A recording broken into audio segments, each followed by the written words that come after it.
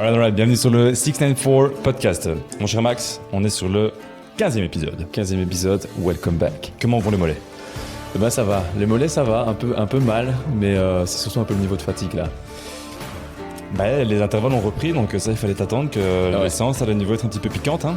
On a redémarré officiellement sur la piste le samedi matin cette fois-ci, on a changé d'horaire. On n'est plus passé au vendredi, on est au samedi matin, toujours aussitôt, 7h.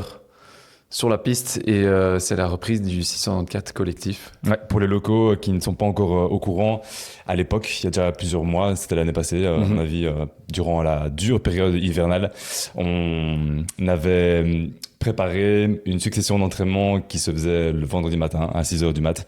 C'est un peu notre petit club Strava qu'on a du coup nommé 694 collectif. Et c'est vrai qu'on a l'habitude de faire ces intervalles tôt le matin. Ouais. C'était un peu plus rude parce que il fallait venir avec les gants et les bonnets. Ouais, c'était une période super compliquée. Et là maintenant, quel plaisir de pouvoir se dire qu'on y va. Il est 7h du matin, il y a un lever de soleil. Enfin, il fait bon, tu peux te mettre encore torse nu. T'as un petit vent qui est là. Même que les intervalles font mal en tant que tel, ça reste un plaisir de pouvoir juste partager tout ça ensemble. Donc ouais. En hiver, on se le disait, on aimerait ressentir et connaître un petit peu à quoi ça ressemble d'avoir ces intervalles qui sont faits en mode torse nu quand il fait beau, que tout le monde est... Qu'on se voit surtout. Qu'on se voit aussi, ouais. Parce qu'il y a un peu plus de lumière. Ouais, un peu plus de lumière. Donc c'est chose faite. Pour toute personne qui écouterait ce podcast et qui ont une petite envie de vitesse matinale, les samedis matins, c'est rendez-vous sur la piste des Trois Tilleuls, ici dans le centre de Bruxelles. On se retrouve pour juste avoir un peu de camaraderie, s'amuser sur cette piste, courir ensemble, mettre forcément un petit peu de vitesse parce qu'on est sur la piste avec des entraînements qui sont variables. Là, c'est que pour l'instant, on a introduit un peu ces séances avec des plus courtes distances, de 200 mètres, qui font là pour l'instant, qui font vraiment du bien. On va y venir parce que ça fera partie intégrante un peu du sujet d'aujourd'hui. Mais les mollets chauffent.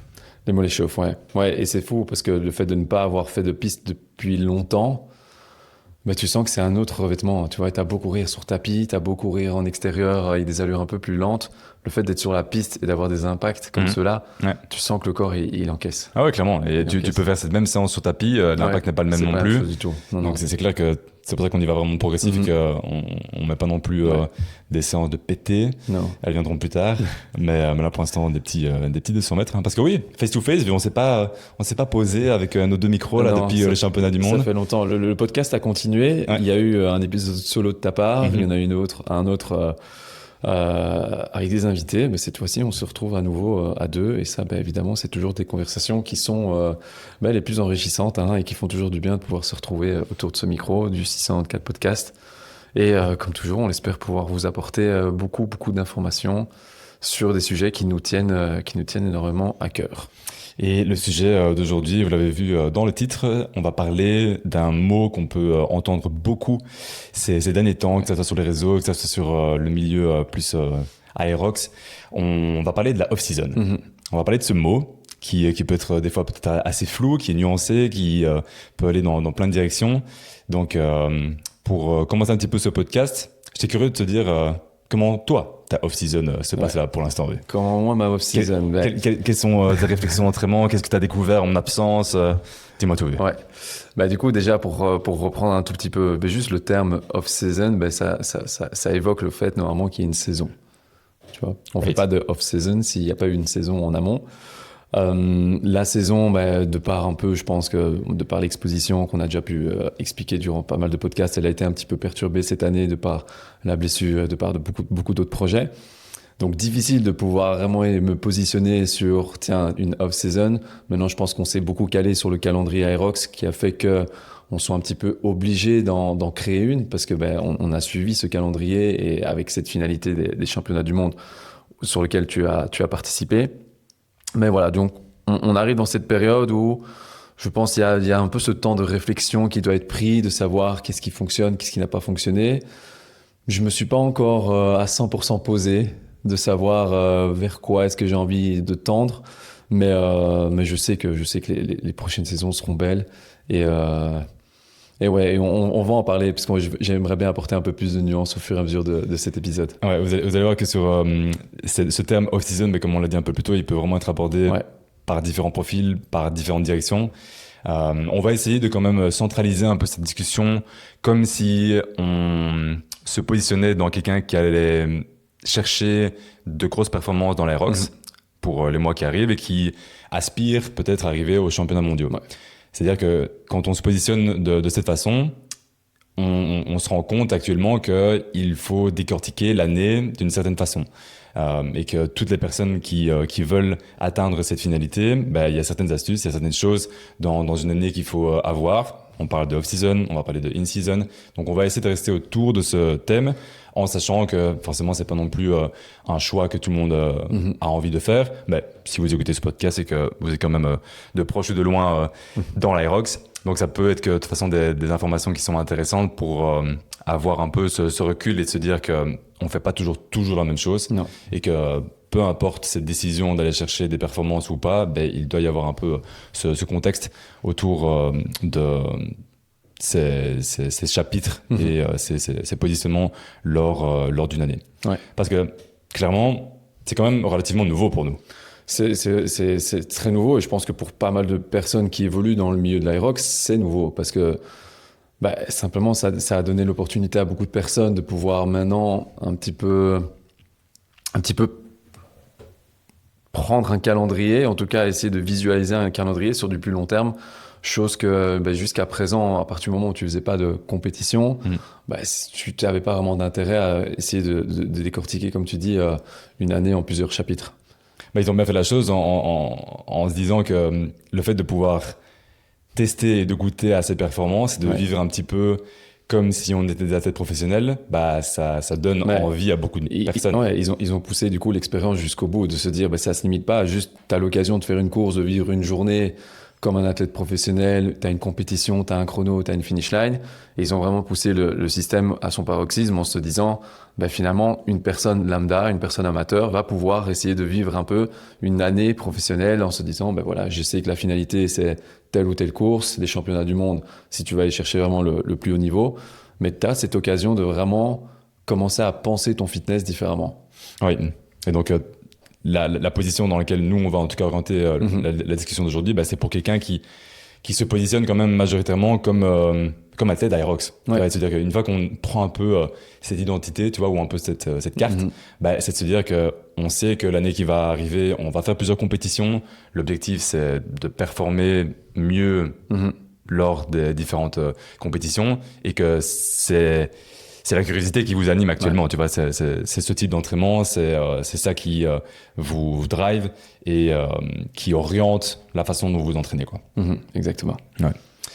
Parce que en général, c'est toujours aussi de se dire que c'est un positionnement au final un peu d'athlète, tu vois, le fait de différencier ça et que nous, avant que l'Aerox se pointe, on était plus dans une optique où on est amateur à 100%. On est amateur à 100%, du coup on est off-season tout le temps. Toute l'année. Tu vois, toute l'année, il y a pas de pic. En gros, c'est un mot qui vient du sport professionnel et qu'on retrouve dans beaucoup de sports parce que simplement, à partir du moment où tu mets une intention aussi grande sur un objectif bien précis, en général, ça peut être des championnats, ça peut être des championnats mondiaux, ça peut être des euros, des Jeux Olympiques, ça peut être ici, il y a les mondiaux, ça peut être les mondiaux. Donc, dans le sport professionnel, c'est déjà bien ancré d'avoir ce mot season, off-season. Dans le sport amateur, il y en a pas, tu vois. Et quelqu'un qui fait juste du fitness pour faire du fitness, qui fait de la course, qui peut faire, même si c'est investi, qui se dit, moi je veux faire un marathon. Ça reste quand même des sports où finalement, tu peux en faire un petit peu toute l'année et il n'y a pas spécialement cette finalité, tu vois. Ouais, c'est plus se dire qu'à l'époque, on se positionnait en mode, on va avoir une préparation. On va avoir un moment dans l'année, peut-être 1-2 fois, où on va vraiment se la mettre et on va chercher une performance pour la discipline ou pour l'event en tant que tel. C'est vrai que nous deux, ça a été fort dans la course à pied. Ça a été un semi-marathon, c'était un deuxième marathon, c'était toujours un petit peu ça, mais c'est de se dire qu'on avait un décours temporel où on shiftait nos entraînements pour pouvoir rencontrer cette spécificité, mais que juste après, on revenait à notre poste. Ça nous demandait pas spécialement de ce off-season spécifiquement parce soit on ne ressentait pas le besoin, soit on n'avait pas cette compréhension de se dire dans ce déco temporel, est-ce qu'il y a vraiment la place pour faire une off-season? Pas spécialement.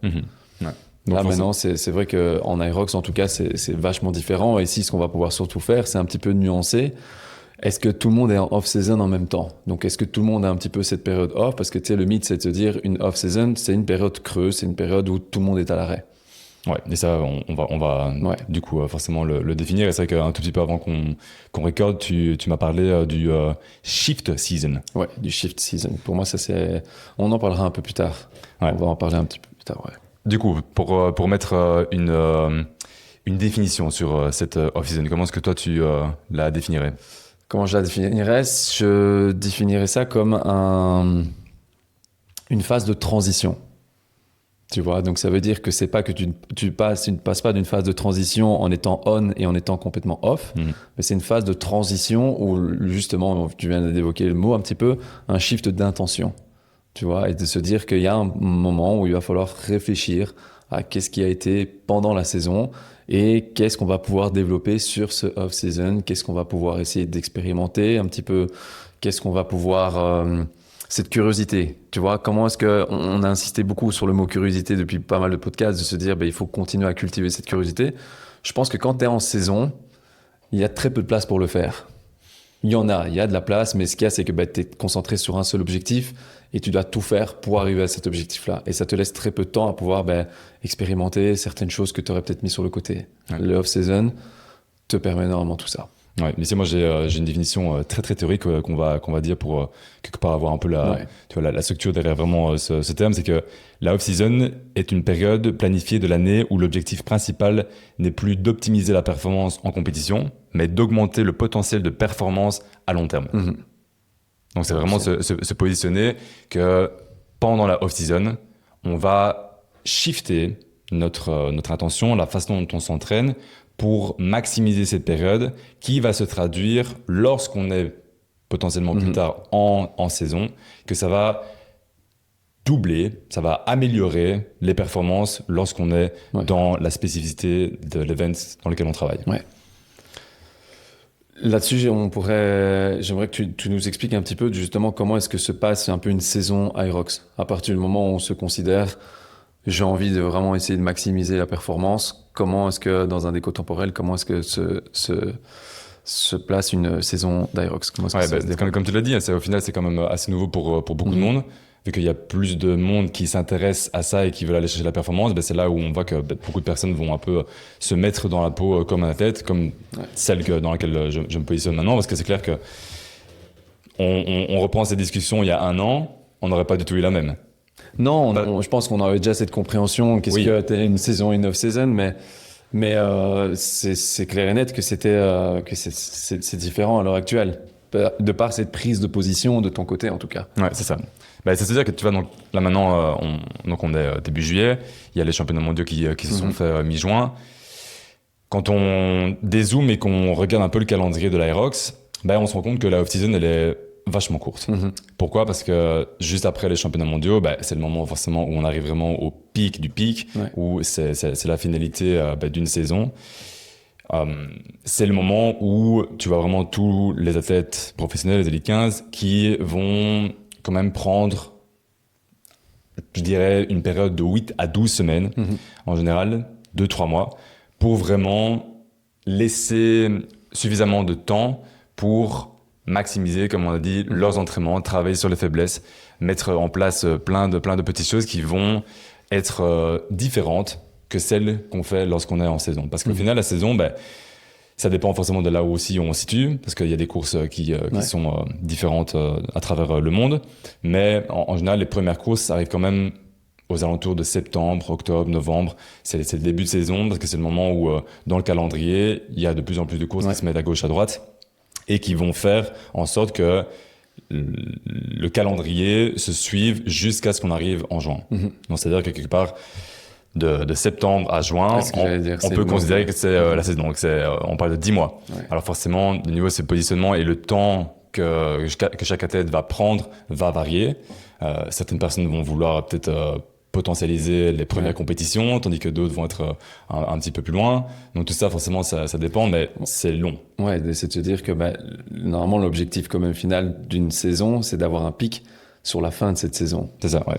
Donc, même que tu as une saison qui dure 10 mois, est-ce que tu es à ton pic dès le premier mois? Probablement que non. Voilà, c'est pour ça que c'est super important de pouvoir avoir ce dézoomage, c'est-à-dire que c'est assez complexe dans ce sport parce que la demande fait qu'il faut faire beaucoup de courses, un minimum de 5 quand on est en solo. On peut peut-être en faire un peu moins quand on est en duo, mais le système de qualification demande d'avoir beaucoup de courses.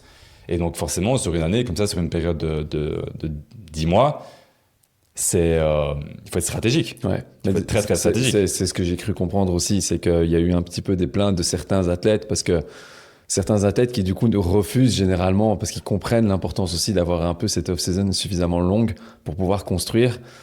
Le nouveau système, en tout cas à l'heure actuelle, force à devoir vraiment faire des courses encore et encore et encore, et laisse très peu de place à certaines personnes de se dire peut-être que j'ai envie de juste avoir un pic sur 2 courses et ça pourrait être suffisant. Ouais. À l'heure actuelle, tu peux plus, et le problème c'est que tu peux même plus te dire que je viens sur une course en n'étant pas à 100%, parce que si tu n'arrives pas à 100% et que tu prends pas soit la première ou la deuxième place, finalement c'est presque une course que tu aurais pu ne pas faire parce qu'elle sert à rien. Ouais. Et c'est pour ça que personnellement il y a un gros shift de positionnement, parce que il y a un an je réfléchissais encore de cette façon comme on avait l'habitude de le faire, c'est-à-dire que je vais orienter mes objectifs de façon très stratégique pour que je puisse maximiser cet objectif 1-2 fois par an, parce que je vais vraiment mettre un gros focus dessus.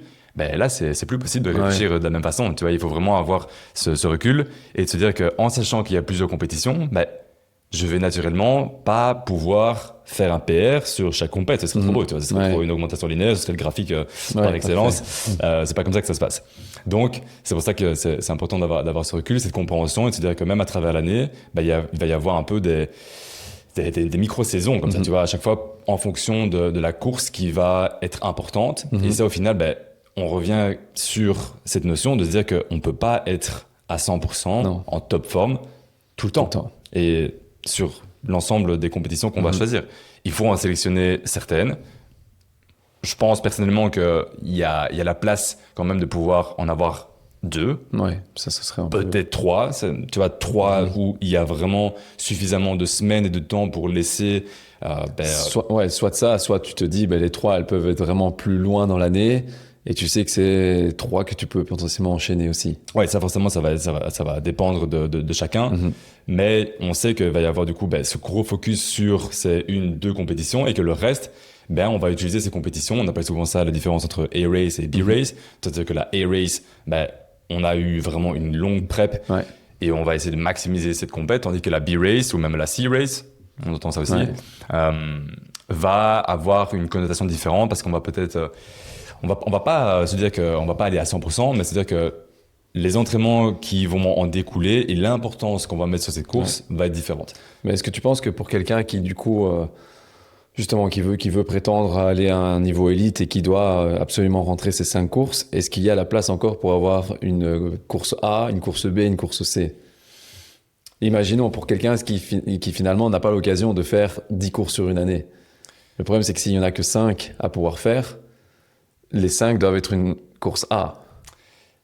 C'est là où tout est la nuance et l'importance de pouvoir quand même maintenir, en fait, tu vois, un certain niveau de fitness et de spécifique, pour se dire que quand c'est une B-Race, je suis pas en mode bulky et que j'ai pas 10 kilos sur moi, parce que forcément ça va pas fonctionner.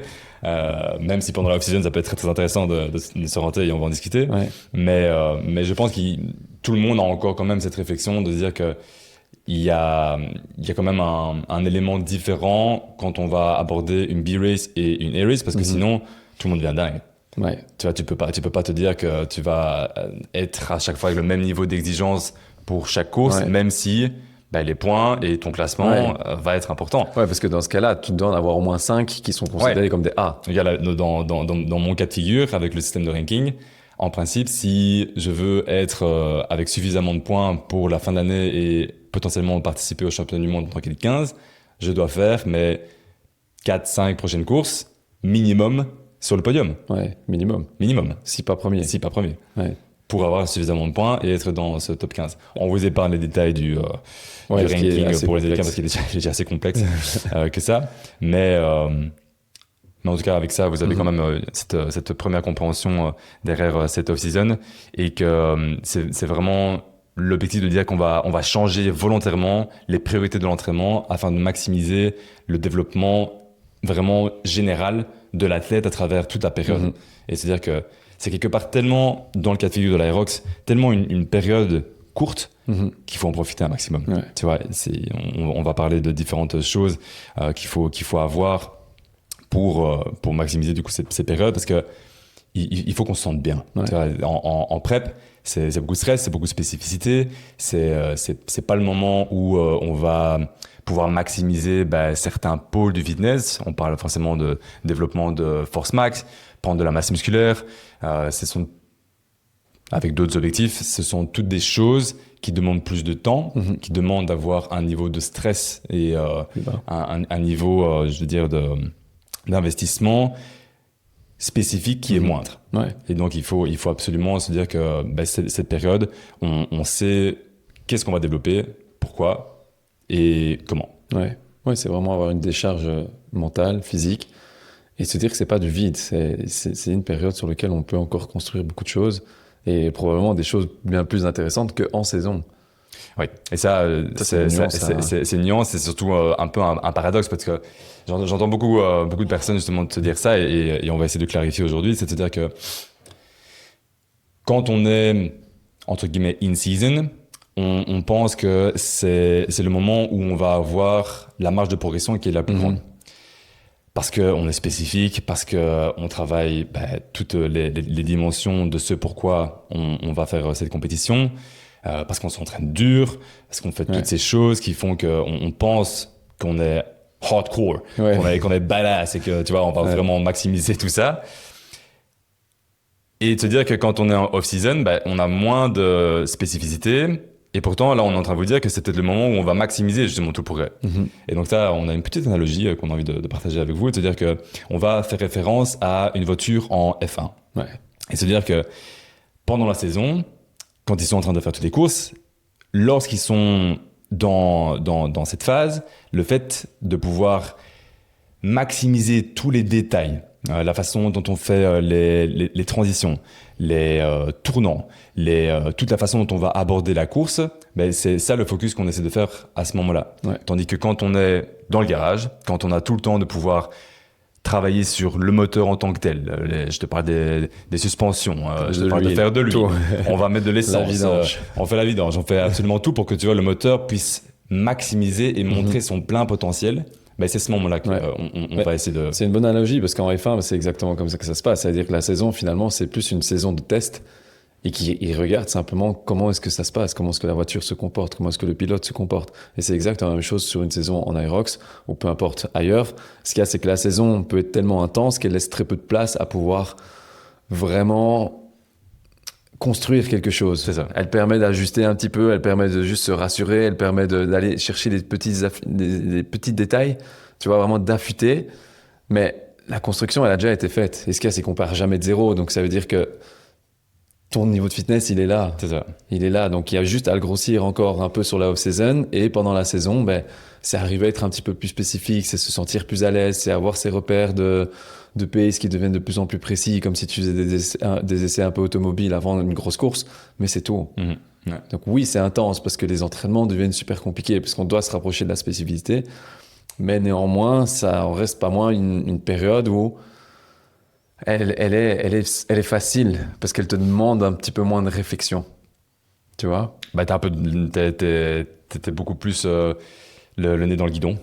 C'est vraiment ça. C'est tête baissée, tu fais juste parce que le plan, tu sais que le plan a été écrit sur base de tout ce qui a été travaillé en amont, et il n'y a plus qu'à l'exécuter. D'où l'intérêt d'avoir ces périodes. Tu vois, et vraiment de se dire, comme tu l'as dit, que c'est un affinement. Tu vas vraiment essayer d'exprimer tous ces petits détails quand tu es en saison pour la performance actuelle, mais que quand tu es en off-season, tu développes, tu maximises les performances qui vont arriver dans le futur. Avant de développer un tout petit peu comment est-ce qu'on peut vraiment structurer une off-season, je voulais avoir un peu ton avis.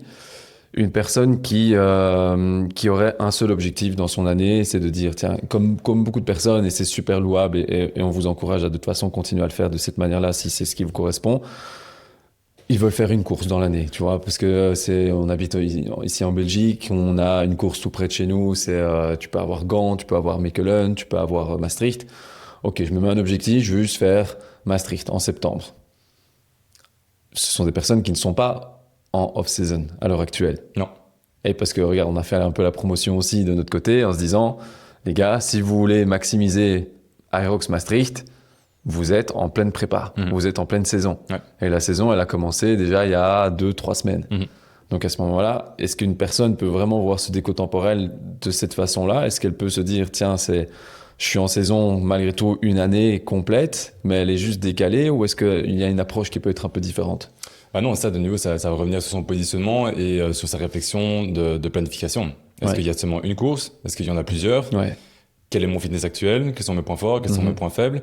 Tu vois, et te dire que, certes, c'est pas parce que là maintenant Aerox Maastricht arrive très rapidement que moi personnellement je suis considéré comme off-season, que, comme tu l'as dit aussi, tout le monde doit l'être. Ça va dépendre du calendrier de chacun, mais toute personne, tu vois, qui se positionne en mode ok, là maintenant je sais que j'en ai déjà fait quelques-uns, je vais maximiser une course parce que je veux avoir cette comparaison par rapport à ce que j'ai fait l'année passée par exemple, ou quelque chose comme ça. Eh bien, ça reste dans la même optique que celle qu'on était à l'époque. Tu vois, c'est-à-dire qu'on va fixer un décours temporel. Pour un Aerox, je pense que 12-16 semaines grand max, c'est suffisant. Et on rentre dans ces entraînements spécifiques parce qu'on sait qu'on a déjà acquéri un certain fitness en amont et que dans l'occurrence là, la compétition qu'ils feront, ce sera un bon test de dire ok, sur base de ça, je sais sur quoi je dois bosser par la suite. Et que en fonction de mes faiblesses et de mes points forts, je vais orienter le reste de ma entre guillemets saison pour être meilleur, pour développer toutes ces facultés et toutes ces capacités qu'on a besoin d'acquérir pour être meilleur par la suite. Ouais, donc c'est ça. Donc pour résumer, même si, imaginons, vous considérez un peu que Aerox Maastricht ou peu importe la course que vous sélectionnez, c'est un petit peu vos propres championnats du monde. C'est un peu de se dire, je sais que je veux maximiser sur cette course-là. C'est pas parce que c'est pas un championnat du monde ou que c'est pas une date qui tombe exactement dans le calendrier Aerox et qui fait sens par rapport au calendrier Aerox que vous ne pouvez pas considérer de prendre un an dans un déco temporel, de se dire, voilà, moi, ma course, elle est en septembre, peut-être que je commence en septembre l'année d'après, tu vois, enfin l'année d'avant. Et ça serait une réflexion qui serait super intelligente.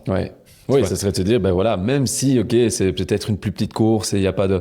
Si c'est votre objectif personnel et que vous vous dites, c'est là-dessus que je veux vraiment aller chercher la performance, c'est là-dessus que je veux faire mieux que l'année précédente, vous terminez votre course, vous prenez à partir de septembre jusqu'à peut-être octobre, novembre, décembre, peut-être même jusqu'au 1er janvier, vous vous dites, ok, je peux être en off-season. À partir de janvier, mon objectif est à nouveau en septembre. Ok, je recommence une saison.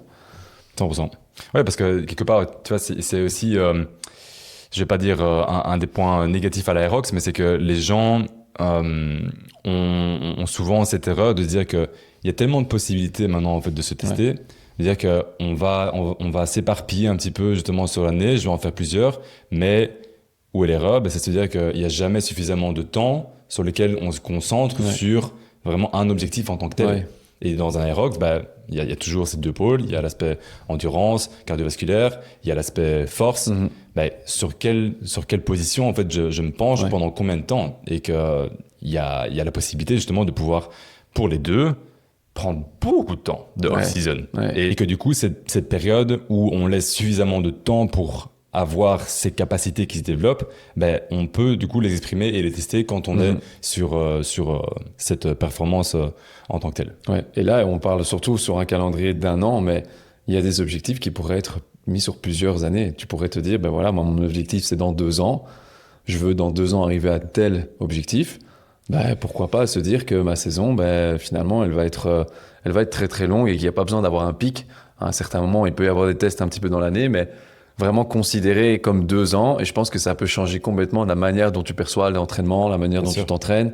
Et juste déjà peut-être t'enlever une certaine pression, te dire il faut absolument que je pique maintenant.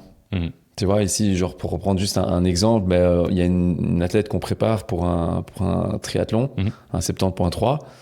Et la date, c'est dans 1 an. Mais à quel point est-ce que maintenant, déjà, première semaine, est-ce qu'on commence déjà vraiment des entraînements très spécifiques? Non, parce qu'on sait qu'on a quand même le temps, tu vois, et ça aurait été dans 2 ans, on aurait encore pris plus le temps. C'est là où on parle aussi de périodisation, qui est crucial aussi pour tout sport, particulièrement là aussi pour l'Aerox, de par le fait qu'il y a toujours un petit peu ces montées de spécificité, il faut avoir vraiment cette réflexion et avoir ce déroulement comme ça sur les dates qui sont super importantes. Exact. Yes. Pour catégoriser un petit peu les objectifs de la off-season, on en a ciblé 4. Et ces 4 points sont les suivants. On se répare, on construit, on améliore nos faiblesses et on redécouvre l'excitation à s'entraîner. Ouais. Ça, quelque part, ce sont vraiment les gros points qu'on doit toujours avoir un peu en tête quand on est dans cette phase. Je me repositionne de nouveau avec cette casquette d'athlète qui a suivi beaucoup de près pour arriver jusqu'au championnat du monde. Mm-hmm. Mais quand on sait que la saison est si longue, on a besoin au début d'avoir vraiment ces quelques semaines où on se répare. Ouais. Qu'est-ce qu'on entend par cette réparation? C'est de se dire que peut-être tous les petits bobos, toutes les petites choses qu'on a mis un peu sur le côté, qu'on essaie de négliger quand on était en préparation parce qu'on était all in et qu'il y avait cette grosse échéance. Ouais, et que tu te mets des œillères parce que Ah oui. t'as une date dans le calendrier, tu sais que quoi qu'il arrive, tu peux pas y déroger, donc tu mets tes œillères et tu te dis on réparera tout ça après. C'est ça. Et d'où l'intérêt d'avoir cette phase de réparation parce qu'elle est cruciale. C'est faire disparaître les douleurs, c'est l'inflammation, c'est tout ce qui est tendineux, c'est peut-être la mobilité qu'on n'a pas le temps de travailler de la même façon. Moi, pour le coup, j'avais déjà dit que j'avais mon tendon d'Achille qui m'embêtait un petit peu les dernières semaines. Eh bien, ça s'est pas amélioré. Ça s'est pas amélioré à Stockholm, même si j'ai pris une petite semaine autour d'un lac et que j'étais très bien et que mon système a vraiment diminué. La douleur est toujours là et ça ne fait que s'amplifier. Donc c'est super important maintenant que même par rapport à ça, tu vois, des inflammations qui sont locales, on y adresse. Et étant donné que le taux de cortisol est censé être déjà un peu plus bas que lorsqu'on est en préparation, on va maximiser toute la récup, tous les exercices spécifiques pour faire disparaître ça et se dire qu'on est sain, on est healthy quand on se remet en préparation. Ouais, et c'est surtout aussi se dire, t'as eu une saison qui dure 10 mois, tu peux pas en une semaine espérer avoir un healing qui soit à 100%. Non. Tu vois, c'est limite... il faudrait autant de temps pour reconstruire le temps que tu as pris pour casser. Oui, et si on parle de douleurs tendineuses, c'est pas des choses qui se font comme ça en un claquement de doigts. Ça prend du temps. Donc, il faut essayer de forcément maximiser cette période, quoi. Donc ça, c'est pour la réparation. Réparation, et quand je regarde aussi ce qui se fait chez les Elite 15, tu vois tout le monde là maintenant qui prennent minimum 2 semaines. Ouais. À la cool, quoi. Ouais. Tu bosses tellement. Ah oui, c'est normal. Ouais, tu bouffes des entraînements qui sont tellement hardcore pendant tellement de temps. Il faut cette période, quoi. Et elle fait du bien. Je peux dire que la semaine qu'on a eue juste après le championnat du monde, j'avais été encore light. J'aurais pu prendre 2 semaines si je le voulais. Bon, c'est parce que moi, j'ai ce mouvement en moi, donc je peux pas m'en empêcher de retrouver directement un rythme. Mais j'avais quand même ce recul, tu vois, et cette compréhension de dire, ok, t'as le droit de te mettre à la position horizontale. Tu vois, les doigts de pied en éventail. Et profiter de tout ce que t'as fait. Tu vois. Et là, on peut direct passer un peu au 4e point. On reviendra sur les autres après, mais je pense qu'il y a surtout ce besoin de déconnecter. Tu vois, vraiment ce besoin psychique. Et je pense que, et d'autant plus important que nous, on a fait un petit peu l'erreur aussi, c'est que c'est la première, on est un peu dans cette phase, enfin, je dis t'es surtout un peu dans cette phase de transition où on a mal joué un petit peu les années ou les mois précédents parce que on savait pas trop comment se positionner, on savait pas trop où est-ce qu'on allait, donc ça veut dire qu'on a enchaîné prépa sur prépa jusqu'à l'année passée, les anciens championnats du monde, on avait continué encore donc tu vois, c'est même pas comme si tu avais vraiment eu cette vraie période off où on s'était dit ok, on coupe tout, et tu vois, donc là je pense que c'était d'autant plus important psychiquement maintenant de se dire je coupe un tout petit peu. Mais ça fait du bien. Quand je vois Tim Winich, il a fait son petit tour en Californie, il était à San Francisco, il était à Los Angeles, il a fait San Diego, tu vois il était à Las Vegas, belle vie, quoi. Le gars, il enjoy, enjoy. Bon, après, de niveau, ça c'est la vie d'athlète, Tu donnes, tu bouffes, et puis quand c'est détente, c'est la vraie détente.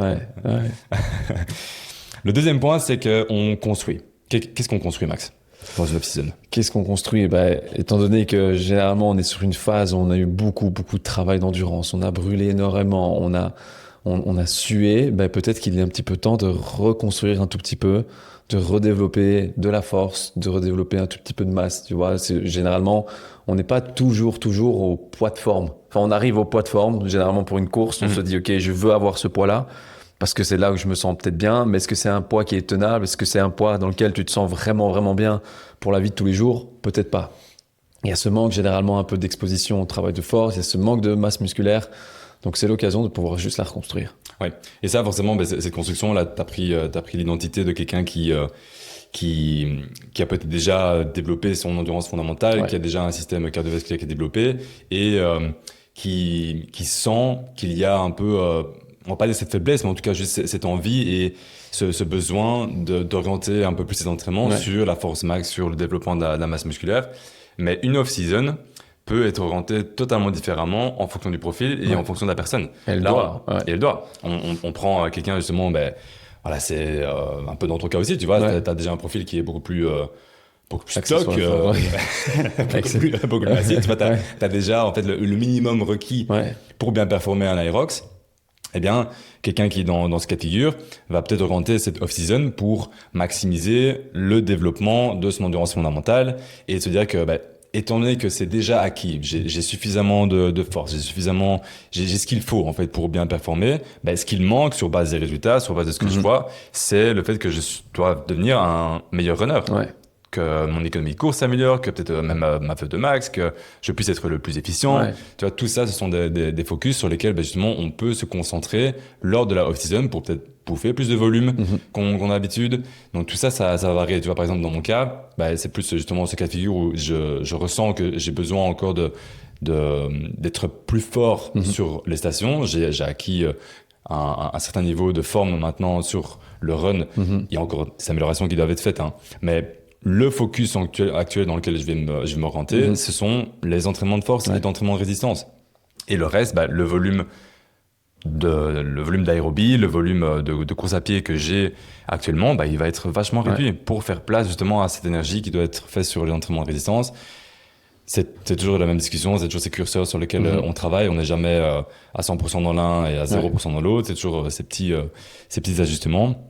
Mais c'est une position et c'est des réflexions qui doivent être faites justement dans cette phase un peu de réflexion en amont où on se prépare. Ouais, donc tu vois, même là, c'est pas parce que c'est pas spécialement une off-season, c'est pas spécialement à revenir obligatoirement à ce que tu aimes. Alors oui, je pense que le focus doit être quand même remis. Donc par exemple, quelqu'un qui adore davantage tout ce qui est travail de force et qui en a peut-être eu moins parce que du coup, justement, il est peut-être très très fort et il a peut-être besoin, quand il est en saison, de travailler sur cette partie-là. Il va vouloir naturellement revenir à ce travail-là parce que ça lui a manqué, tu vois. Mais malgré tout, il doit quand même prendre en considération ce qu'il a pu analyser durant la saison et te dire, je sens que même ma force, elle est là, donc je peux peut-être le faire le minimum, mais revenir quand même dessus parce que c'est ce qui me plaît. Mais par contre, j'ai intérêt à retravailler sur ce qui me manquait. Ouais, c'est vrai. C'est un positionnement et c'est surtout en fait se dire que et de réaliser en fait qu'on va construire des qualités qui sont impossibles à développer en pleine saison. Ouais, c'est en fait difficile en tout cas. Ça serait, on peut dire plus simplement, ça serait en tout cas maintenir des points forts et améliorer des faiblesses. Ouais, parce que là aussi tu parlais d'appréciation de choses qu'on aime faire. On l'a évoqué dans le point 4, donc on vous emmène dans tous les sens. Là, 1, 2, 3 et 4. Le point 4 on redécouvre l'excitation à l'entraînement. Il est là. Oui, c'est ça. On profite de ces périodes pour faire ce qu'on aime faire, parce que ça fait partie entièrement du process et de journey. Mais on sait qu'on va devoir bosser sur certaines choses pour les maximiser, parce qu'on n'a pas l'occasion de le faire de la même façon par la suite. On a parlé de tous ces points, muscle mass, absolute strength, l'économie de course, développer son moteur, son engin d'aérobique. Ça fait partie de tous ces objectifs qu'il faut définir clairement dans cette phase. On améliore nos faiblesses, on l'a dit. On essaie de garder en fait cette réflexion de se dire on va essayer de travailler sur ce qui pour l'instant nous coûte des minutes. Dans le cas de l'Aerox, on sait que on a toutes les données, tu vois. On sait comparé. On sait exactement ce sur quoi on s'est bossé en comparaison par rapport au meilleur temps. On s'oriente là-dessus, quoi. Et du coup, pour revenir un peu sur ce dernier point, c'est aussi cette occasion. La off-season tombe bien, c'est en plein été. On est sur la période de juillet-août. Ils ont bien fait ça. C'est de profiter de cette période, tu vois. On va faire un trail, on va faire d'autres choses. Du VTT, un petit paddle, un petit tennis. Clairement. C'est toutes des choses en fait Qu'on prend plus le temps de faire. qu'on prend plus le temps de faire, tout simplement. De par le fait que la saison est très chronophage et qu'elle est très énergivore. Est-ce que tu as l'occasion pendant la saison d'aller faire un paddle? Peut-être pas. Tu vois, quand tu t'es déjà mangé 3-4 heures d'entraînement. Et encore, je pense qu'il devrait y avoir aussi même la place. Il devrait, mais c'est une bonne réflexion que t'as pas parce qu'au final, c'est ce que je ressens directement là ici depuis ces dernières semaines. Ce taux d'énergie Ouais. que tu peux très rapidement perdre de par la charge d'entraînement, elle est précieuse. Ouais. Parce que là maintenant, je sens que tu vois, cette charge d'entraînement, elle diminue. J'ai forcément une dépense énergétique, physique, psychique, mentale, ce que tu veux, sur les entraînements qu'avant. Et donc cette énergie, je peux la donner ailleurs. On va les donner peut-être un petit peu paddle, mais on les donne aussi aux proches, à tout notre environnement, parce que c'est quelque chose... c'est un choix, tu vas te dire que quand on est dans des préparations comme ça et dans des gros objectifs, on sait que ça va être coûteux. Ça va être coûteux et qu'il faut pouvoir aussi faire ces phases de transition et d'apprécier que cette énergie qu'on va donner dans tous ces entraînements, on va essayer de la répartir différemment sur le business, la famille, les activités un peu de loisirs. C'est important, de s'en rendre compte. Hein. Clairement. Ouais. Comment construire une off-season? Comment la construire? La même chose. Hein. Je pense qu'il n'y a pas vraiment de mode d'emploi, mais malgré tout, on peut essayer de donner un petit peu. On peut donner des lignes un peu directrices. On vient du coup déjà d'un peu d'évoquer, mais je pense qu'il y a la phase numéro 1 qui peut s'étaler plus ou moins longtemps, mais je pense que si on doit donner là un peu une fourchette, ça serait de se dire on a 1 ou 2 semaines où on travaille vraiment juste sur la décompression. 100%, ouais. On déconnecte complètement et on auto-régule au quotidien. Ça, c'est aussi un bon point. Ça peut être 1 semaine, ça peut être 2 semaines, ça peut être 3 semaines. Vraiment, je pense que c'est vraiment propre à chacun. À quel point est-ce que tu sens que tu en as besoin, à quel point est-ce que le fait de pouvoir déconnecter, tu vas sentir que tu vas revenir mieux. Si tu sens que 2 semaines, c'est pas suffisant, prolonge d'1 semaine. Ça, je pense que c'est quelque chose que tout le monde doit être très à l'aise avec ça. Ouais, et c'est aussi un réflexe que beaucoup de monde peut avoir, c'est de très vite revenir sur ce qu'on faisait.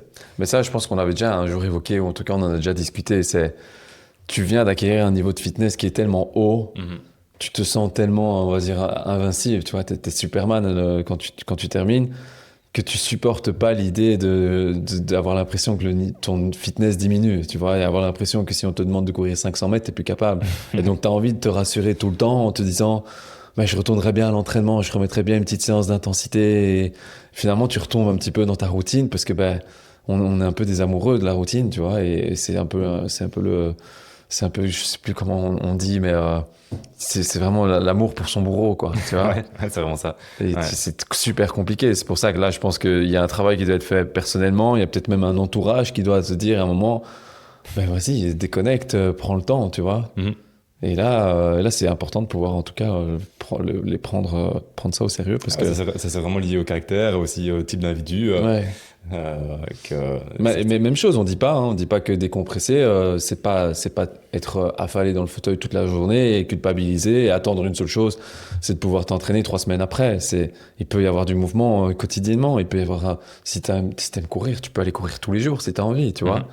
Mais c'est juste que je pense que c'est vraiment l'approche. Moi, j'aurais plus tendance à dire, allez courir, mais laissez votre montre à la maison, laissez votre téléphone à la maison, courez pour courir. Si vous avez envie de courir vite, courez vite. Si ça doit être lent, c'est lent. Si vous voulez vous arrêter, prendre une crêpe, prenez une crêpe. Tu vois, ça doit passer par chez Carrette, prenez votre bout de glace. Ça doit pouvoir être fait, tu vois. Mais je sais que c'est super compliqué. Et moi, personnellement, même si j'ai pas expérimenté cette saison en tant que telle, pour avoir déjà vécu, je sais que c'était super compliqué.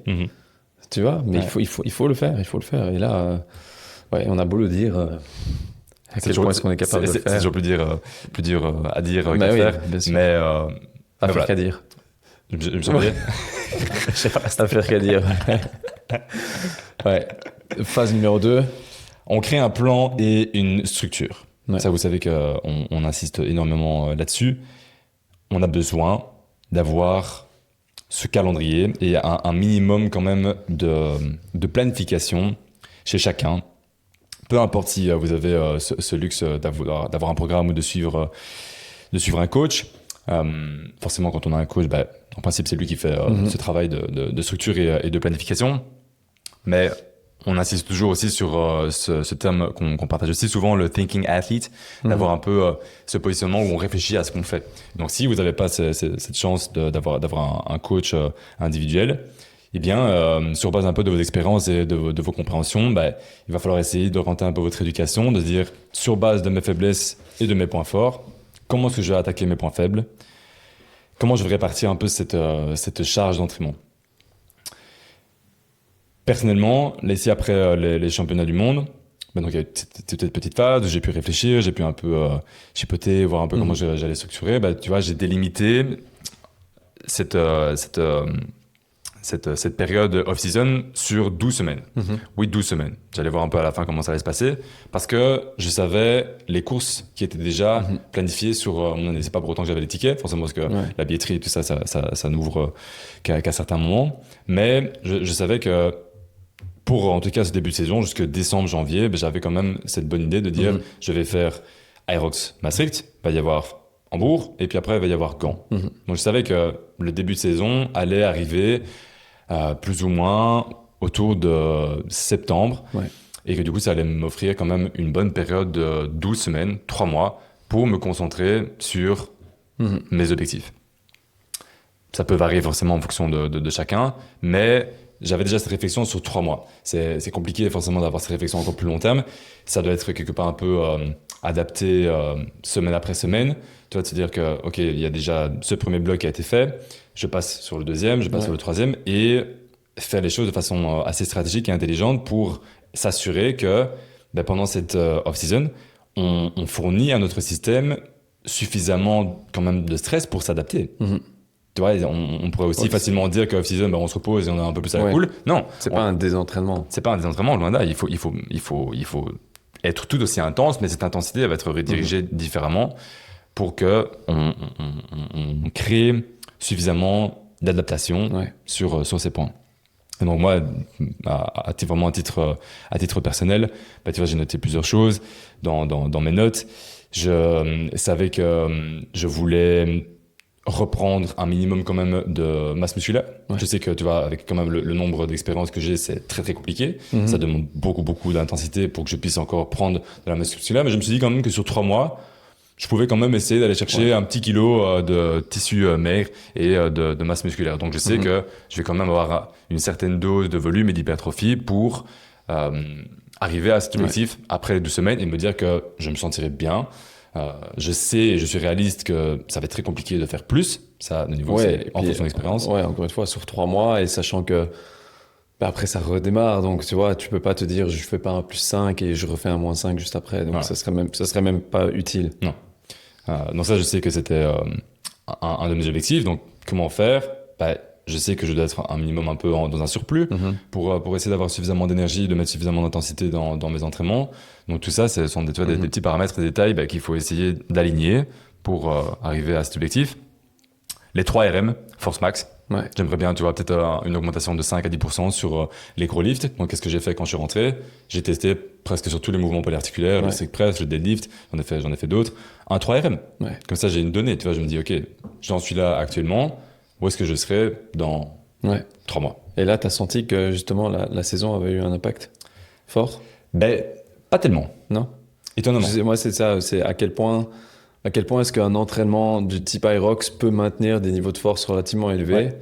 J'ai ma réponse, mais je voulais un peu avoir la tienne. Ouais, ça dépend sur quel mouvement.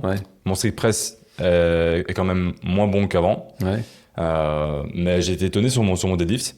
J'ai fait un 3 RM et je reste vraiment sur les chiffres que j'ai eu très très longtemps. Tu vois, j'ai jamais maximisé juste des phases personnellement en tout cas à titre powerlifting où je me focalisais à juste pousser cette barre et prendre vraiment des grosses charges, tu vois.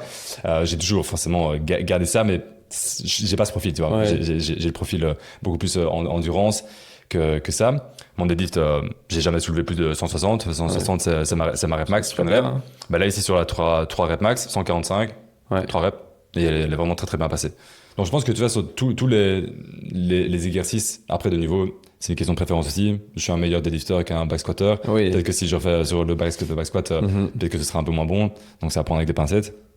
Mais j'étais quand même assez étonné de dire que il y a pas en tout cas un déclin, mais il n'y a pas une amélioration en force max. Non. Ça, c'est sûr. Ouais. Tu vois. Ça serait étonnant. Ça serait étonnant avec le type d'entraînement et vraiment l'accent qui est mis sur l'endurance de force. Donc, cette capacité à pouvoir bouger une charge modérée longtemps. Ben, nécessairement, tu sais pas développer le end range et d'aller chercher du 3 ou du 1 RM, ça c'est sûr et certain. Non. Donc c'est pour ça que tu vois, là, en tout cas là, pour les prochaines semaines, je vais vraiment essayer de maximiser ces exercices sur les 8-12 semaines, avoir très très peu de variété et tourner sur ces 1, 3, 5 reps max, aller chipoter comme ça sur des cycles pour vraiment essayer de maximiser cette phase. Et justement, j'étais curieux, je voulais poser une question par rapport à ça, tu vois, sur une période comme ça sur 12 semaines, comment est-ce que toi, tu aborderais la répartition un peu en termes de rep range sur les mouvements polyarticulaires? Moi, j'ai une approche sur ces lifts-là et je pense qu'elle a même un peu évolué aussi au fur et à mesure. C'est que dans une optique où on est vraiment sur de la pure force max, évidemment, on va rester sur quelque chose aux alentours des 3 répétitions. Tu vois, rarement en deçà de 3 reps, pour moi, il n'y a pas d'intérêt. Tu vois, c'est un risque de blessure qui est accru. Développement de la force max, c'est pas prouvé qu'elle soit plus importante sur un 1 RM que sur un 3 RM, donc je resterai d'office entre 3. J'essaierai potentiellement quand même de rester quand même un tout petit peu plus haut, c'est vraiment sur la fourchette haute de la force max, qui serait davantage 5, et de se dire que tu dois rester sachant que tu vas de toute façon revenir vers quelque chose d'un petit peu plus endurance de force, où on va aller chercher du 15, du 20, du 30, ça peut être du 40 répétitions. T'as pas vraiment d'avantage à descendre bien plus bas. Le risque, en tout cas, il est trop gros je risque de blessure, le travail nerveux, il est trop important. Donc vraiment rester à la limite haute de ce travail de force pour pouvoir très rapidement après repartir sur quelque chose d'endurance de force. Donc je resterai davantage sur du 5 RM. Tu vois, et j'essaierai de faire évoluer après tout aussi bien placé dans la programmation comment faire progresser un 5 RM. Il y a 10 millions de façons, que ce soit pyramidal ou peu importe, inverse. Moi, j'avais suivi beaucoup à l'époque, c'était Jimmy Wendler, c'est le système de 5-3-1, j'ai fait pendant des années. Où là, c'est vraiment, tu suis un protocole de 5, de 3, de 1, tu répètes de semaine en semaine, etc. C'était des cycles de 3 semaines avec une semaine de deload, ou alors tu partais sur... Ouais, c'était ça, et c'est avec des pourcentages quand même, malgré tout, donc c'était super intéressant, mais... Explique un peu pour toute personne qui serait intéressée, tu vois, de développer justement sa force max. Là, je l'ai plus comme ça. Non, ce protocole-là en question, je l'ai plus. Mais ça reste toujours le même principe d'avoir cette exposition à une certaine charge mécanique et de rester davantage sur... On sait que le développement de la force, elle va se faire entre 1 et 5 répétitions, tu vois. Mais encore une fois, pour beaucoup de personnes, le 1 rep est trop risqué. Ouais, mais c'est pour ça que je pense que ce type de planification, c'est-à-dire que tu avais à chaque fois sur tes gros livres que tu sélectionnais, tu faisais, à mon avis, c'était un 3x5 la première semaine sur base de ta rep max, à mon avis, que tu devais quand même... Tu dois tester. Tu devais tester ta rep max sur le début de cycle? Non, tu la testes. Tu l'estimes sur base, tu sais estimer très facilement sur base d'un 5, d'un 3 ou d'un 10 RM, tu sais estimer. Ouais, c'est ça. T'as pas besoin. Donc tu avais ces estimations, puis la deuxième semaine, tu passais peut-être sur du 3x3 où tu faisais une série en plus. Ouais. Et la série d'après, tu faisais du coup une rep, mais qui n'était pas non plus des reps max. Non, t'es jamais à tu devais répartir ça par rapport à ce test initial. C'est vrai que moi à l'époque, il faudrait que je regarde aussi le protocole, mais c'était le August 753. Ouais. Tu vois, que je faisais. Du coup, les fourchettes de répétition de Matogus. Ouais. Ah oui. Était un peu plus haute. Ouais. C'était Jimmy, comment t'as dit? Jimmy Wendler.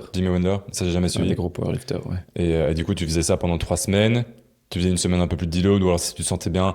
Oui, et il y avait aussi un truc, c'est que tu faisais tes 3 séries. Je sais pas si c'est 3 séries sur toutes les semaines, mais après la 3e série, tu faisais à mon avis une série back-off et t'allais chercher genre maximum de reps sur cette charge. Et tu répétais le cycle, quoi. Ouais. Et en essayant à chaque fois d'augmenter ton pourcentage sur la charge que tu sélectionnais. Ouais, ces protocoles-là, il y en a beaucoup, mais je te dis, je pense que dans quelqu'un qui suivrait vraiment un peu une off-season, je pense que c'est de rester vraiment davantage sur quelque chose d'assez simple que tu peux répéter de pas complexifier, de pas se dire ben j'ai 12 semaines, je dois d'office aller chercher un cycle qui va être super complexe, genre. Ouais, c'est pas une complexité, mais c'est parce que c'est se dire que ces cycles, et c'est ça que j'en souviens aussi quand c'était encore opérationnel à l'époque, c'est toujours très linéaire, Ouais. et t'arrives toujours à un moment donné, au final, bah, tu plateaux d'une façon ou d'une autre. Et Donc c'est toujours super frustrant. C'est pour ça que moi je travaille complètement différemment maintenant. Je travaille avec la Velocity Based Training, où on calcule davantage la vitesse de déplacement de la barre. On a déjà eu l'occasion de tester, on l'avait fait ensemble, mais là on est on pourrait faire une fois un épisode juste là-dessus. Ah ouais, c'est super intéressant parce que c'est vrai que toi, tu as déjà fait beaucoup d'éducation comme autour de ça. J'ai très peu de pratique, et c'est clair que c'est quelque chose que je me suis toujours dit que j'allais devoir un peu investiguer à un moment donné. C'est peut-être même l'occasion. Et même ici dans la préparation Irox, super pratique. Parce que du coup, ça te donne exactement le poids que tu dois pouvoir bouger si tu veux travailler typiquement dans cette endurance de force. Donc, par exemple, si tu veux travailler ton strict press parce que tu sais que tu veux l'améliorer en vue d'améliorer tes wall balls, il y a des protocoles qui sont directement installés sur le Velocity Based Training et qui te permettent de pouvoir te dire, OK, il faut que tu prennes tel poids, tu dois le bouger à telle vitesse autant de fois pour pouvoir vraiment travailler au maximum ton endurance de force. Et du coup, c'est extraordinaire. Ouais, ça, c'est vraiment les data-driven. Ouais, parce que t'as vraiment tout sur ton téléphone. Ouais, non, mais c'est intéressant. Oui, mais c'est super chouette à pouvoir travailler. Et puis, ça rend aussi un peu l'entraînement très ludique, tu vois. Et la même chose, là, c'est quelque chose que, par exemple, en off-season, j'utilise beaucoup plus. Alors que en saison, finalement, ce travail-là étant mis un peu plus sur le côté, tu connais tes chiffres, tu retravailles de façon un petit peu plus automatique. Ouais. Non, c'est intéressant. Mettez-nous en commentaire si vous voulez avoir sur l'information. On pourrait faire un podcast à ce sujet. Tu parlerais plus que moi. Velocity Based Training. Ouais, parce que tu as beaucoup plus d'exposition. Mais je pense que ça reste super intéressant. Ouais, ça pourrait. Ouais. Donc ça, c'était un petit peu le point 2. Cette phase dans cette off-season où on crée un plan et une structure. On a parlé de 3 Remax. On va pas dire tous mes petits objectifs. Il y en a beaucoup. Dans cette phase aussi où ça c'est quand même une réflexion que j'ai et qui est super intéressante de dire que il y a ce travail maintenant qui doit être fait, en tout cas à titre personnel. Toute personne qui est vraiment déjà experte ou avec un haut niveau dans le run connaît, c'est l'économie de course. Ouais. Et ça, c'est pour ça qu'on a parlé aussi en introduction de ces 200 mètres, de travailler cette foulée, cette mécanique de course, être de plus en plus à l'aise avec des vitesses importantes. Cette économie de course a des vitesses importantes, parce que l'économie de course, tu la travailles même en endurance fondamentale, juste de par l'exposition, de par le nombre de répétitions. C'est chaque fois que tu sors, chaque fois que tu cours, tu travailles ton économie de manière spontanée. Mais par contre, ton économie de course a des vitesses importantes, ça c'est du travail très spécifique et qui demande de l'exposition. Ouais.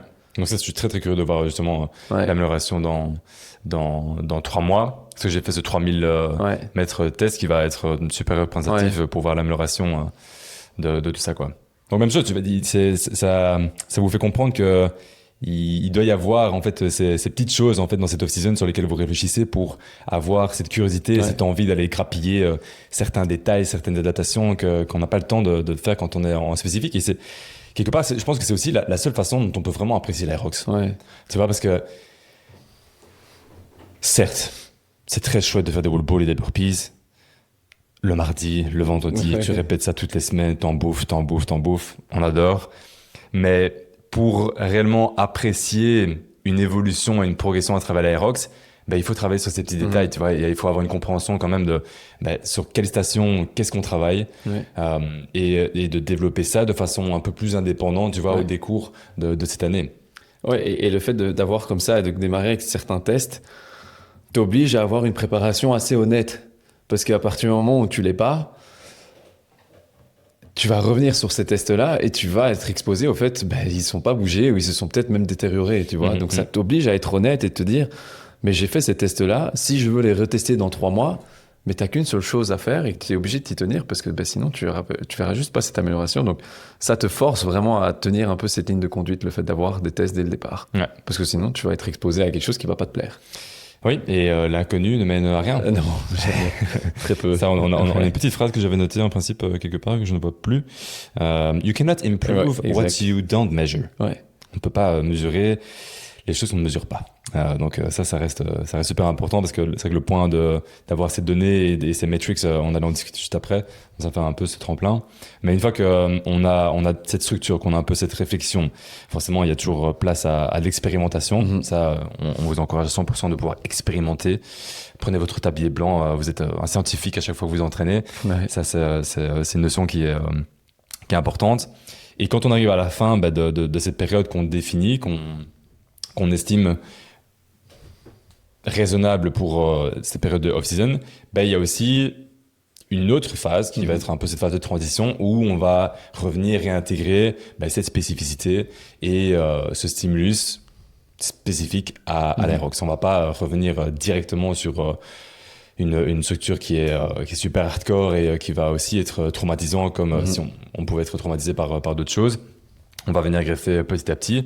Et là, en l'occurrence, tu vois, personnellement, ça va être Aerox Maastricht qui va arriver mi-septembre, qui va être un peu l'élément déclencheur de dire, OK, quelques semaines avant, je vais remettre quand même quelques simulations, je vais remettre un peu juste l'huile sur le feu et repartir de cette façon pour après avoir des preps et se dire que d'après mes souvenirs, après Maastricht, j'avais une autre période de 12 semaines, je pense 12-13 semaines avant Aerox Gand, qui sera la A-Race. Cette course-là, c'est celle en Belgique. Elle est en plein milieu de saison, elle est bien mise. C'est là que je vais vraiment essayer de miser un gros temps.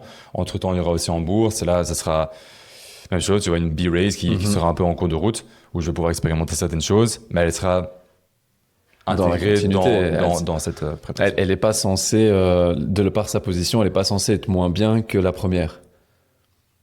Tu vois, parce que y a pas de période d'arrêt entre les deux. Donc, il y a cette continuité. Donc, même si dans l'approche, elle peut être considérée comme une course B qui est mise plus tard qu'une première course A est censée être meilleure. Normalement. Tu vois ce que je veux dire ? Ouais. C'est une petite nuance, mais... Oui, mais aussi dire que, tu vois, justement, quand on fait un peu cette réintroduction et qu'on a été dans cette off-season, il faut pas s'attendre à ce que la première course soit un PR. Non plus. Parce que, même chose, tu vois, ça serait dans le meilleur des mondes, mais... Il y a une construction de plein de choses qui a été faite, mais on n'est pas encore high rock spécifique. Tu vois, et que du coup, il faut d'autant plus remodeler un petit peu ces entraînements pour réacquérir cette spécificité et toutes ces capacités. Bien. On parle bien aujourd'hui. Hein. On a dit beaucoup de choses. On a dit beaucoup de choses. On a parlé de cette transition, on a parlé des metrics, on a parlé de certaines metrics. Ça sera aussi à vous de définir. Il y en a d'autres. Moi, je pense que toute personne, tu vois, qui se met dans cette peau où elles veulent reconstruire de la masse musculaire et avoir des objectifs un peu plus de composition corporelle, clairement, il faudrait faire un DEXA scan ou une mesure précise de là où on se positionne avec ces chiffres. Pour avoir de nouveau cette donnée, de pouvoir comparer par la suite, c'est vraiment crucial parce que sinon, c'est toujours être dans le vide. Et c'est pas comme ça qu'on peut mesurer du progrès. Parce qu'au final, on sait très très bien le mesurer quand on est dans un Aerox de par les temps et de par tout ce qu'on a accès. Mais ça demande un peu plus de réflexion pour les tests quelque part qu'on s'auto-inflige, qu'on s'auto-teste. Et autant le faire dans cette phase un peu de début d'off-season pour garantir qu'il y a du progrès qui est fait par la suite, quoi. Ouais. Et alors, j'essaierai de terminer avec un peu plus de nuances maintenant pour essayer pour ceux qui potentiellement ne seraient pas avec soit l'ambition, soit juste de par le mode de vie ou de par l'environnement, ne peut peut-être pas se dire je vais aller chercher les championnats du monde ou j'aimerais bien juste faire une course pour expérimenter un petit peu ça. Et c'est aussi rappeler qu'une saison, elle peut évoluer. Tu vois, tu peux très bien commencer une saison en te mettant un objectif et sentir que au fur et à mesure, y a ton intention qui change un tout petit peu parce qu'il y a des nouvelles choses dans ta vie qui apparaissent. Donc, avant même de parler de saison sportive, c'est juste rappeler que une saison peut être amenée à beaucoup de choses différentes. Il peut y avoir une saison, ça peut être une saison de lancer son business. Ça peut être une saison, ça peut être la saison, on en a parlé juste un peu en off, de tomber amoureux. Tu vois, on est en été, tu rencontres quelqu'un. Ouais. Mais c'est une saison comme une autre. Si ça peut être potentiellement, regarde, on s'était dit, on démarre la préparation. Et je suis devenu papa, tu vois. Donc devenir parent, c'est une nouvelle saison qui démarre, tu vois. Et c'est de se dire que quand une autre nouvelle saison qui est hors d'or que de la saison sportive démarre, Eh ben, tu réorganises un petit peu tes priorités. Tes entraînements doivent toujours être là. Ils sont là. Tu fais avec. Et ça doit être OK. Ça doit être OK. Et c'est pour ça que j'aime bien le mot, enfin, de dire qu'il y a off-season et il y a aussi juste on l'a dit juste avant, en off, le intention shift, Mhm. qui serait davantage vraiment de se dire que, avant même de parler de saison, parce que si vous n'estimez pas être en saison, parce que simplement, de part que je viens de le dire, vous n'estimez pas être capable de pouvoir vous dire, OK, j'ai un an où je suis en saison, mais c'est peut-être juste que dans votre année, il y a peut-être des intentions qui sont différentes à certains moments. Peut-être que là, je peux me concentrer 3 mois. J'ai 3 mois pour me concentrer et avoir une course sur laquelle je peux peut-être démarrer quelques tests, essayer de me tester, essayer de faire en sorte d'évoluer. Mais peut-être que les 3 mois d'après, je dois lancer mon business, je dois un petit peu me concentrer. Et là, je fais un petit peu un parallèle aussi dans notre cas, tu vois, où on prend un petit peu deux directions un petit peu différentes. Eh ben voilà, tu démarres une saison sportive, je démarre une saison un peu plus business. Mhm. J'ai encore la saison parentale qui continue et qui, elle, j'ai l'impression, n'est pas prête de s'arrêter. Tu vois, ça, c'est une saison où il n'y a pas de off-season. Là, t'es en pic tous les jours. Ouais, là, tu vois, mais voilà, c'est juste pour un petit peu de redonner un petit peu Ouais.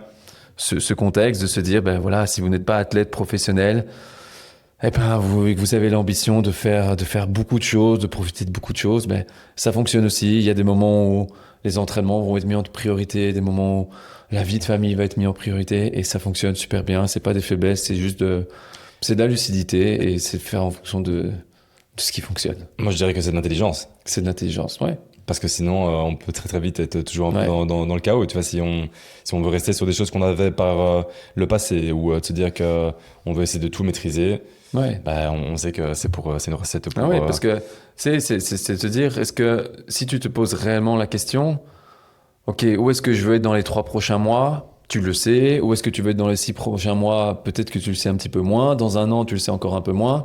Et est-ce que si tout le monde est honnête, est-ce que dans 3 mois, enfin, est-ce que mon agenda me permet de considérer que je suis vraiment en saison? Ça se pose, tu vois. Ouais. C'est une question qui se pose. Probablement que, je pense, je sais pas, mais la saison, pour nous, l'année passée, elle avait commencé le jour où Ninon était né. Je me souviens, on était à l'hôpital, c'était enfin, on avait commencé, je pense, le 1er janvier, quelque chose comme ça, ou un tout petit peu avant. Elle est née le 20 décembre. Ouais. Et je me souviens que j'avais pris quelques jours avec elle, mais que même à l'hôpital, OK, la saison commençait. Et parce que je m'étais dit, all-in, on y va, c'est une saison. Et on s'était mis dans ce déco temporel-là, tu vois. Ouais, c'est vrai. Et c'est là où on avait commencé les runs, le 694 collectif. On allait le matin. Moi, j'avais pas dormi toute la nuit. C'était une période super, super rude. Et avec maintenant du recul, nous, c'est parce que c'était un peu ce qu'on construisait. Donc, on devait le faire, tu vois. Mais maintenant, avec du recul, est-ce que je dirais à tout le monde, les gars, commencez votre saison le jour où votre fille est née? Non, peut-être il y a quelque chose, et soyez plus intelligents. tu vois. Rappelle-moi, c'était quoi, quelle compétition on faisait à ce moment-là? Parce on venait de terminer un peu avant. Non, mais je pense qu'on avait terminé, on avait eu la place. On démarrait pour les championnats du monde, la préparation. Ah, ouais, c'est possible. On avait déjà eu la Ouais, place, ouais. je pense, pour qu'on avait décroché Ouais. à Cologne. Ouais, juste. Et en janvier ou fin décembre, on commençait la prépa. On avait X temps pour les championnats du monde en juin. Tu vois? Ou alors c'était sûrement pour Mikelon. Bref. Bref, ouais, on avait commencé quelque chose en tout cas pour objectif d'aller chercher un haut niveau, mais Ouais, je me rappelle que c'était la période hivernale et que c'était rude. c'était une période Surtout pour que je ne voudrais pas. Et ça m'a fait penser aussi à un autre point qu'on a déjà sûrement dû dire à un moment donné ou à un autre, mais que cette off-season, les gars, c'est toujours aussi la période où quelque part on devrait se sentir le mieux. Ouais. Oui, on doit se sentir super bien. On doit être disponible mentalement, on doit être disponible physiquement, on doit être disponible émotionnellement. Et on doit avoir nos entraînements, on doit pouvoir juste maintenir, parce que ça fait partie de notre identité, comme toujours. C'est juste continuer à cultiver ça. Mais c'est juste une occasion de pouvoir shifter, de faire un petit peu des choses différemment, de pouvoir juste réanalyser, ouais, est-ce que je suis en accord avec tout ce que je fais ou pas? Est-ce que je continue ou est-ce que il est temps de peut-être prendre une off-season plus longue Ouais, c'était une bonne façon de pouvoir aussi remettre du contexte derrière Ouais. forcément différents types de profils et que tout dépend de là où on se positionne en tout cas. Ouais.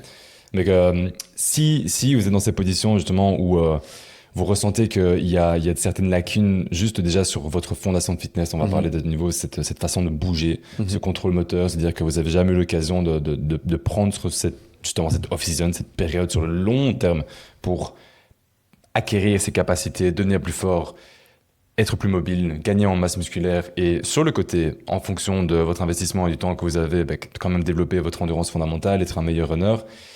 Il y a une solution, les gars. Vous le connaissez peut-être si vous êtes assidu sur le podcast. C'est cette fameuse prog 694. C'est la seule façon dont on peut vous donner toute cette éducation et que vous puissiez avoir ce plan, que vous puissiez avoir cette structure en main au jour le jour, avec une réflexion qui a été faite sur sur ces 104 jours, et de vous garantir que ce programme aura un impact et changera votre fitness, et que c'est le plus beau cadeau que vous pouvez vous faire, et de se dire que ce temps va être bénéfique non seulement pour un Aerox, si jamais vous avez quand même cette ambition de le faire dans le futur, mais pour votre vie. Vous allez être juste mieux dans votre peau, vous allez mieux bouger, vous allez être plus fort, plus beau, plus sexy sur la plage, sur la piscine. Et tout ça, c'est que des wins. Ouais, c'est exactement. Comment ne pas rater ça au season. Voilà. 624. J'espère que vous avez apprécié cette discussion sur. Moi, j'ai apprécié en tout cas. Sur cette saison, je pense qu'on a bien discuté et que tout le monde a bien compris que c'est la spécificité quand on est on season. Ouais. La construction de capacité et se dire que on fait en sorte que la off-season ne sert pas à devenir juste bon en Aerox, mais de juste devenir un meilleur athlète. Et c'est ça l'objectif principal. Exact. Les gars, si on a tout dit, merci pour votre écoute, comme toujours. Mettez dans ce petit commentaire si jamais vous avez des suggestions de sujets que vous auriez envie qu'on traite. Et si vous êtes en saison, off-season, ça nous intéresse toujours aussi. Dites-nous ce qui peut être aussi amélioré sur ce podcast. La moindre suggestion peut être aussi la bienvenue. Évidemment. On se voit sur le prochain podcast et le prochain épisode. Yes, comme toujours. We elevate the standard together. Right. Yes. See you. See you.